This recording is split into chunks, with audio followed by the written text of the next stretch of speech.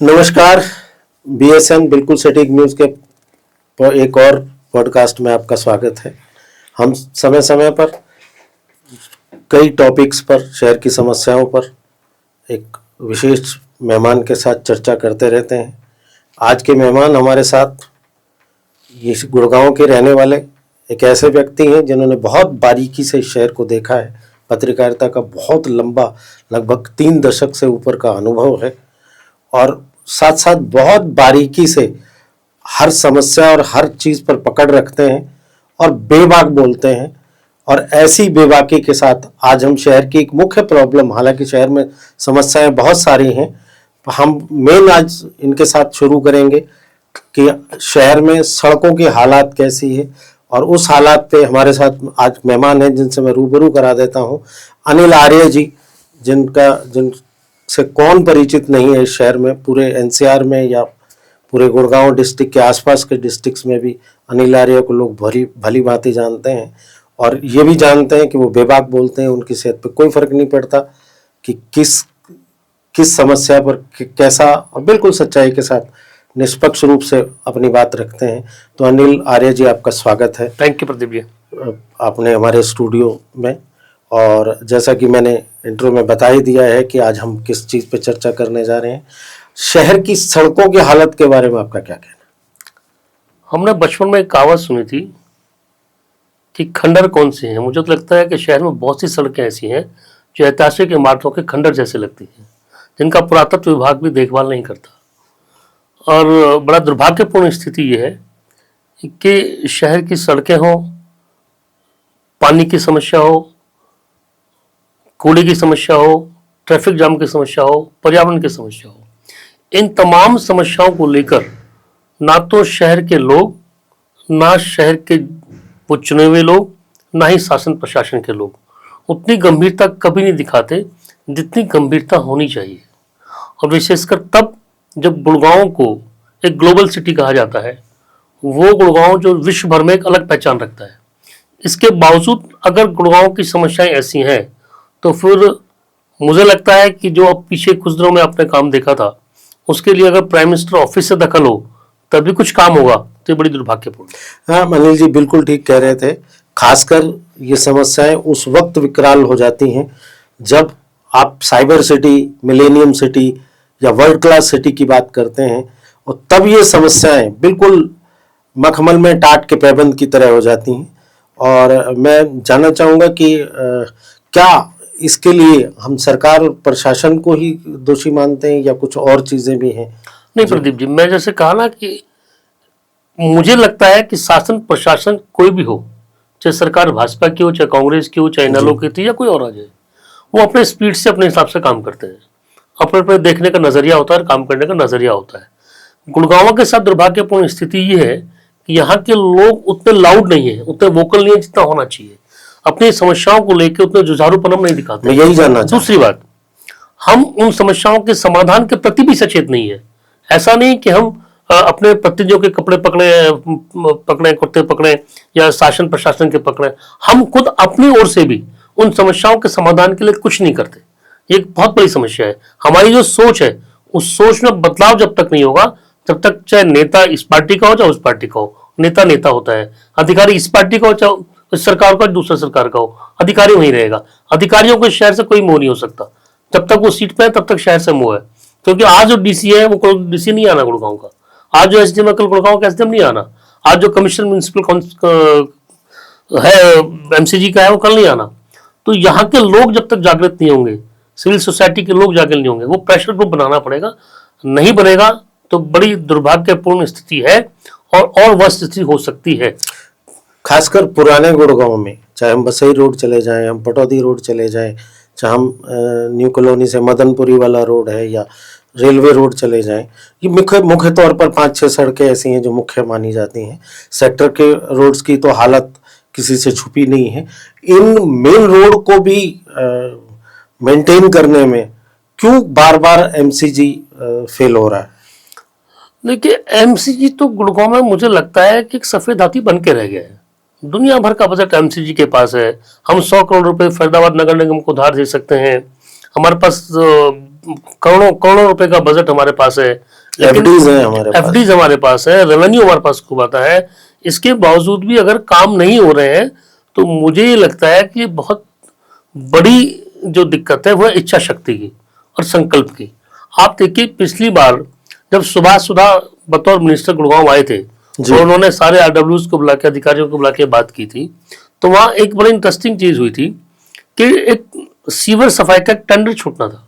जी आपको पता है कि जुलाई में बारिशें शुरू हो जाती हैं जी और आप 30 जून तक भी आपने टेंडर छोड़ने की स्थिति नहीं है। अगर आप 30 जून को टेंडर छोड़ेंगे, कब टेंडर छूटेगा, कब टेंडर आएगा, कब सफाई होगी, तो मुझे लगता है मखौल बनकर रह जाता है। कई बार ऐसा भी लगता है कि जो टेंडर छूटता है ना लास्ट दिनों में, तो जो वो बीच का गैप है वो गुपचुप हजम स्थितियां ये हो जाती है। तो आपको जो प्लान होना चाहिए, समस्या आपको मालूम है कि बारिशें आएंगी, जलभराव होगा, सीवर होगा। हालांकि इस बार जलभराव था, लेकिन पिछली बार की तुलना में मुझे ऐसा लगता है कि इस बार बेटर स्थिति थी, जी चाहे वो किसी वजह से रही हो। लेकिन आप परिस्थितियों को पहले नहीं भांपते हैं, उनका समाधान पहले नहीं खोजते हैं। और दूसरा, आप करते क्या है कि आप उसका फौरी समाधान देखते हैं बजाय स्थायी समाधान देखने के। जब तक स्थायी समाधान नहीं देखे जाएंगे तब तक चीजें अच्छी होनी बड़ा मुश्किल लगती है। जिस तरह से आपने सफाई के टेंडर की बात की, नालों की सफाई की बात की, मैं उसी बात पे आ रहा था। बड़ी हास्यास्पद सी बात नहीं होती अनिल जी कि जब आप देख रहे हैं कि सड़कों की हालत किस तरह है, सरकार को बना 1 साल हो चुका, और अभी अभी मैं 2 दिन पहले एक विज्ञप्ति पढ़ रहा था एमसीजी की, तो उन्होंने कहा है कि 3 महीने के अंदर अंदर सड़कें दुरुस्त होनी चाहिए। तो थोड़ा सा हास्यास्पद हो जाता है कि अभी ग्रैब 2 चल रहा है, उसके बाद ठंड पड़ने लग जाएगी, तारकोल की सड़क बन नहीं पाएगी। तो क्या ये थोड़ा सा बरगलाया जा रहा है लोगों को, या क्या क्या पॉलिसी क्या है? पहले तो अपना शब्द सुधारिए थोड़ा सा। ये थोड़ा सा नहीं है, ये बहुत सा है।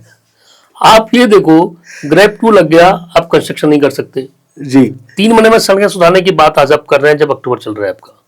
नवंबर दिसंबर जनवरी में तारकोल की सड़कें नहीं बनती। आप सीसी की सीमेंट बनाने नहीं जा रहे हैं, क्या आप हर जगह सीसी की सीमेंटें बन रही हो, सड़कें बन रही हो, आप कब बनाएंगे? बड़ी अजीब स्थिति है। आप ये भी देखिए कि गुड़गांव में विकास एजेंसी के नाम पे जीएमडीए गुड़गांव में है जी, एमसीजी गुड़गांव में है, और सड़कों के मामले में तो मार्केटिंग बोर्ड के पास सड़कें होती हैं, हुड्डा अलग काम करता है। मुझे कई बार लगता है कि 7 मामाओं का भांजा जैसे भूखा रह जाता है ना, ऐसे गुड़गांव के साथ हालत हो रही है।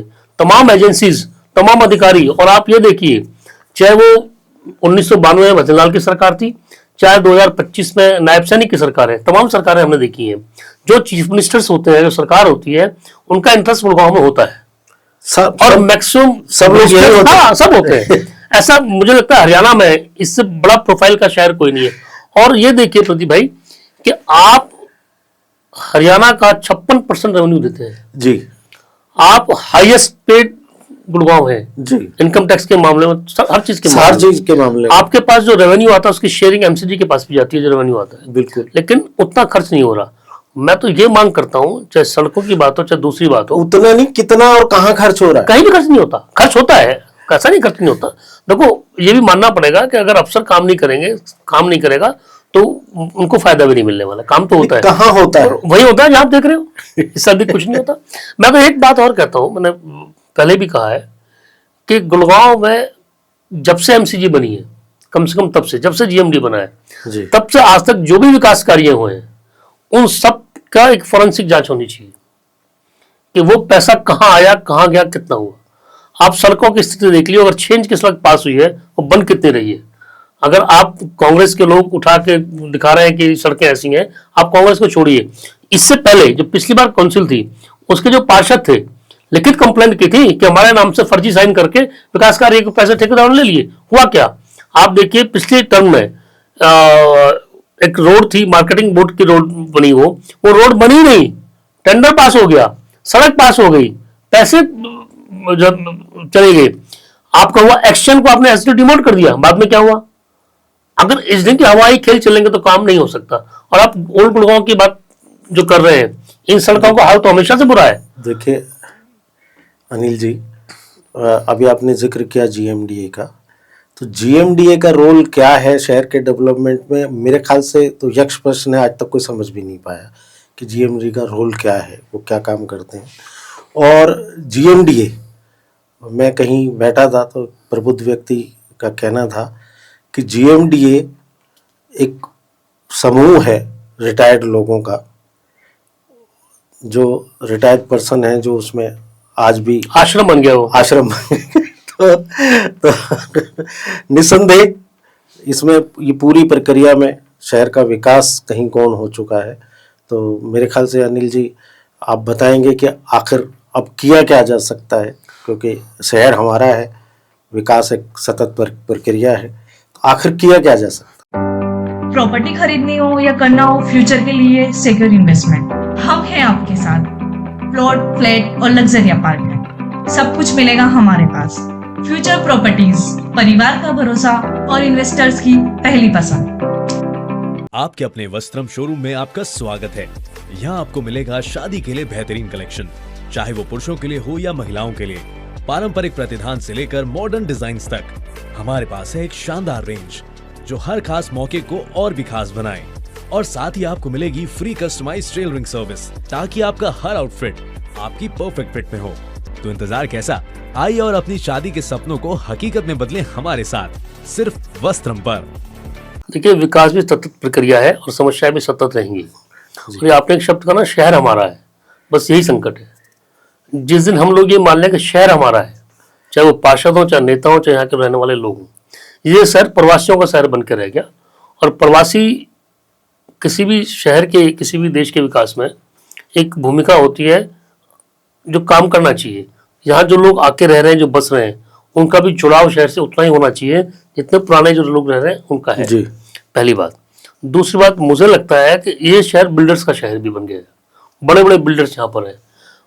मुझे कोई एक व्यक्ति बता रहा था, मुझे नहीं मालूम वो कितना वेल इन्फॉर्म था कि नहीं था, तो वो उसका कहना था कि 1000 करोड़ रुपए अगर गुड़गांव की समस्याओं पर लगा दिया जाए तो गुड़गांव की समस्याओं का समाधान हो सकता है।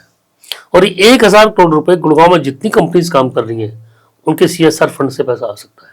और आ रहा है, आ नहीं सकता, लेकिन वो किन मदों में और किन फंक्शनों में खर्च हो रहा है आप इमेजिन भी नहीं कर सकते। नहीं, मैं इमेजिन करना भी नहीं चाहता कि इमेजिन करके दुख होगा, लेकिन अगर कोई ईमानदारी से कोई प्लान करना चाहे तो वो प्लान करके चीजें, समस्याओं का समाधान हो सकता है। कंपनियां और बिल्डर CSR के पैसे को किस तरह से खर्च करती है सबको पता है। दूसरा, जो सरकार के पास आ जाता है वो किन कार्यक्रमों में खर्च होता है, ये भी वो तो सरकार का CSR बोर्ड को बताना चाहिए। CSR बोर्ड जो सरकार ने बनाया था, ट्रस्ट जो बनाया था, उसके चेयरमैन तो खुद चीफ मिनिस्टर है। अब चीफ मिनिस्टर नहीं, अब तो सेंट्रल मिनिस्टर है। नहीं, अब तो सेंट्रल मिनिस्टर है, लेकिन CSR जो ट्रस्ट बनाता है, जो पैसा CSR बोर्ड में आ रहा है, और वो इस शहर के लोगों को, बाकी हरियाणा से इतना पैसा नहीं आता जितना गुड़गांव से आता है। ये बात ठीक है कि जो धनवान होता है उससे लेके बाकियों में बांटा जाता है, मान लिया एक समाजवादी आप काम कर रहे हैं, लेकिन कम से कम पैसा ढंग से तो खर्च हो।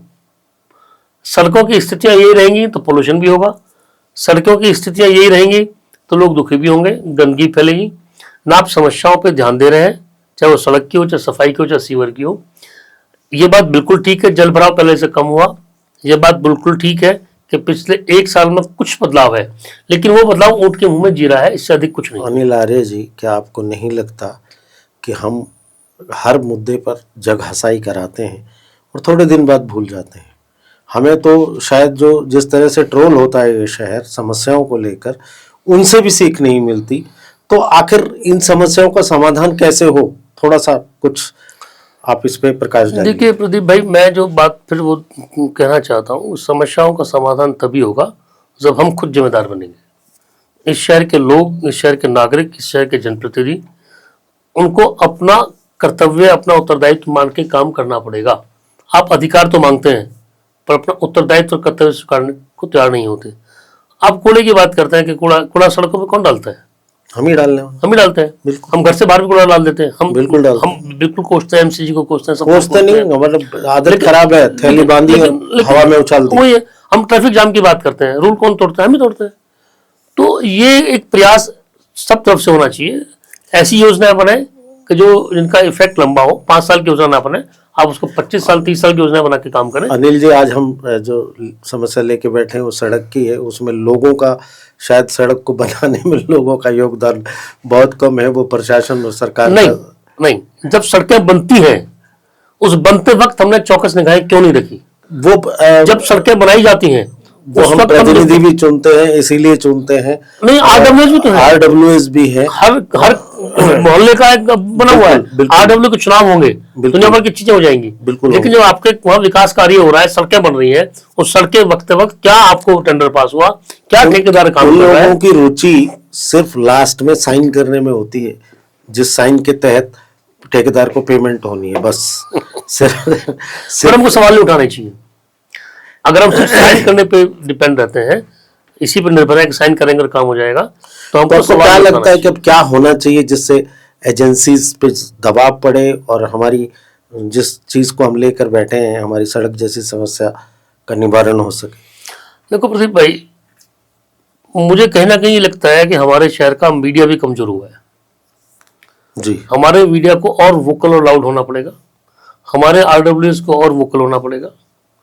नेता चाहे इस पार्टी के हों चाहे उस पार्टी के हों, वो उसी ढंग से काम करते हैं जिस ढंग से करते हैं। एक अच्छी बात यह कि कांग्रेस ने पहली बार एक संगठन का रूप दिया है, जिससे उम्मीद जगी है कि शायद विपक्ष की भूमिका के तौर पे कुछ हो। लेकिन पब्लिक को, जनता को अपने जनप्रतिनिधियों से सवाल पूछने चाहिए। वो जब भी उनके पास आए, पूछे भाई क्या किया, वादे किए, वायदों का क्या हुआ, और ऐसी कोई प्लानिंग मिल बैठ के बननी चाहिए। और एक्सपर्ट लोगों को रखें, रिटायर्ड लोगों से सारे काम नहीं होते, रिटायर्ड लोगों को रखें मेंटरशिप के लिए। जमावड़ा है, जमावा सिर्फ वो जमावड़ा हो गया, उससे कोई रिटायर फायदा नहीं होता ही नहीं है, नाम की रिटायरमेंट है, कागजों में रिटायरमेंट होती है। नहीं, उनका अनुभव से सीख लो ना, उनका अनुभव से अधिकारी सीख लो। वहीं के वहीं। अधिकारी तो 10 साल से वही है, बड़े अधिकारी, छोटे अधिकारी। आप SDO, action, JEE, in level पर अधिकारियों को देखेंगे आप, सिर्फ तो सिर्फ वर्षों से वही है। कई बार प्रक्रिया चेंज हो जाती है कि एमसीसी से जीएमडी है, वो गणेश जीएमडी परिक्रमा होती है, बस वो जैसे परिक्रमा- गणेश जी ने परिक्रमा लगाई थी और वही आके खड़े हो गए, वही स्थिति है, इससे आगे कुछ वो नहीं। परिक्रमा ही वो होती है। गणेश परिक्रमा है। तो मेरे ख्याल से जब तक जहाँ तक लोगों को वोकल करने की बात है, और अगर लोगों का सरोकार, क्योंकि लोगों का भी एक कहना है कि बार बार लोगों से आवाज़ आती है कि सरकार सुनती ही नहीं, कुछ काम होते नहीं, सरकार अपनी मर्जी से काम करेगी, चाहे वो किसी की भी रही हो। तो मेरे ख्याल से अनिल जी कि ये समस्या अब विकराल रूप धारण कर चुकी है। क्या होना, कैसे होना चाहिए? क्योंकि सड़कों की क्वालिटी, जिस पे हम एक बात भूल रहे हैं कि सड़कें बनती हैं, ऐसा नहीं कि सड़कें बनती नहीं हैं, लेकिन वो बनती हैं, कितने दिन के लिए बनती है और किस क्वालिटी की बनती है, ये मैंने इसलिए कहा प्रदीप जी कि गुणवत्ता, जब सड़कें बन रही हैं, जब टेंडर पास होता है कि किस क्वालिटी की सड़क बनी, कैसी बनी है, वो चेक होना चाहिए। वो चेक एंड बैलेंस नहीं होता। जो वहाँ के नुमाइंदे हैं या जो शहर के लोग हैं, जो आरडब्ल्यू के लोग हैं, जो सोसाइटी को लीड कर रहे हैं, वो उस चीज़ को चेक तो करें कि बन क्या रहा है। अगर गलत बन रहा है तो बनने मत दो ना आप, अब बनने मत दो। हम अपनी समस्याओं को लेकर सड़क पर भी नहीं उतरते, दबाव भी नहीं बनाते। हम सोशल मीडिया पे बैठ के ट्रोल कर लिया, हो गया, सुनता कौन है? बहुत कम लोगों की सुनवाई होती है। आजकल कोई ज्यादा फर्क पड़ता नहीं। तो एक पूरा एक वेल प्लान, ऐसी प्लानिंग करनी चाहिए कि जो प्लानिंग पिछले 25 साल बाद की हो, आज की नहीं। कि आज से लेकर अगले 25 साल में कितनी आबादी होगी, क्या सड़कें बनेंगी, क्या इश्यूज आएंगे, उनका समाधान क्या हो। पैसे की कमी नहीं है, इच्छा शक्ति की कमी है, मिलकर बैठ के काम करने की जरूरत है, जो नहीं हो रहा है। जो आपको लगता है कि सड़कें नहीं बनी या क्वालिटी नहीं दे पा रहे हैं, तो इनके रिस्पॉन्सिबल लोगों को भी तो कि इन पे दायित्व भी उनका भी तो होना चाहिए, उन पे भी तो क्वेश्चन मार्क होना चाहिए। प्रदीप जी, अनिल विज जी, कविता जैन जी, मुरल खट्टर जी, इन तीनों लोगों ने अलग अलग टाइम पे जीएमडी पे भी और एमसीजी पर भी रेड मारी, छापे लगे। इवन 15 दिन की सैलरी भी कमिश्नर की रोक दी गई। जी, असर क्या हुआ? वही डाक के 3 पद। तो ये होता ये है कि आते हैं, आईवाश हो जाता है, बात खत्म हो जाती है। अनिल विज जैसा व्यक्ति, जिसको बबर शेर कहा जाता है, वो एमसीजी को सुधार पाया, तो काम कैसे चलेगा? तो वजह क्या है? मोटी चमड़ी?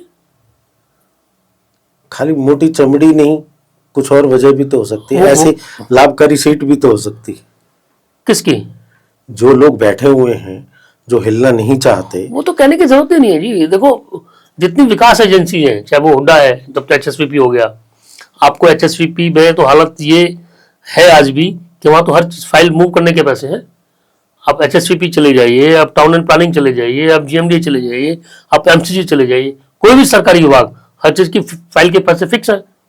आप जो ठेके पे लोग लगे हुए हैं, आप एफिडेविट बनवाने जाते हो, आपके पास ही फिक्स है। करप्शन तो हमारी रगों में रच गया, बस गया। वो सुविधा शुल्क है, वो सुविधा शुल्क है, वो करप्शन नहीं है।